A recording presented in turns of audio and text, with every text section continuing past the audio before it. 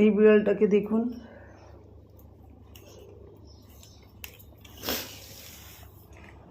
ওর নাম ওটসি। ও একটা খুব দুঃখী বিড়াল, জানেন তো, মানুষের মতো।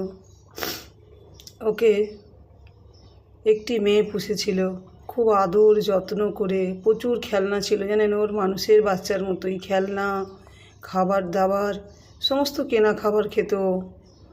তারপরে হচ্ছে ওর আলাদা করে কাঁচের বাটি, সব কিছু। কিন্তু তারপর মেয়েটি একদিন ফেসবুকে অ্যাড দেয় যে কেউ বিড়াল নেবেন। তো আমরা দেখে ওকে কল করি, তারপরে ও এসে ওকে দিয়ে যায়।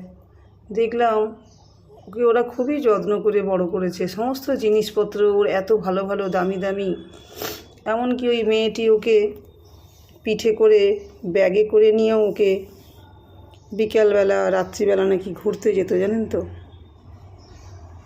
যাই হোক, আজকে প্রায় 4 বছর হয়ে গেল, আর তারা ওর কোনো খোঁজ রাখেনি, খবর রাখেনি, জানেন।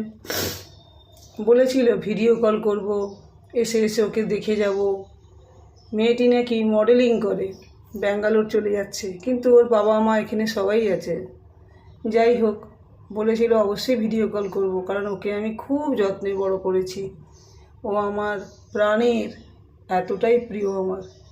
কিন্তু জানি না, 4 বছর হয়ে গেছে, একটা দিনের জন্য ফোনও করেনি, ভিডিও কল তো দূরের কথা। তাই ভাবি, মানুষের মতো, এটাকে বেঈমান বলে না বিশ্বাসঘাতক বলে আমি জানি না। আমরা রেখেছি, যত্ন করে বড় করেছি, প্রায় 6 বছর বয়স ওর। ঘুরছে ঘরে, মা সবাইকে বলো গুড মর্নিং। কিন্তু জানেন, সব থেকে বড় কথা, ও এখনও তাদেরকেই খুঁজে বেড়ায় যাদের কাছে ও জীবনের প্রথম 2 বছর কাটিয়েছে। আমি বুঝি, আমরা সবাই বুঝি যে ও কী খুঁজছে, একটা কোথাও কিছু খুঁজে বেড়াচ্ছে, কিন্তু আমাদের কিছু করার নেই, রেখেছি আমরা ওকে। এসো মা, সবাইকে বলো বলো সুপ্রভাত। তাই ভাবি, মানুষ কীরকম হয়।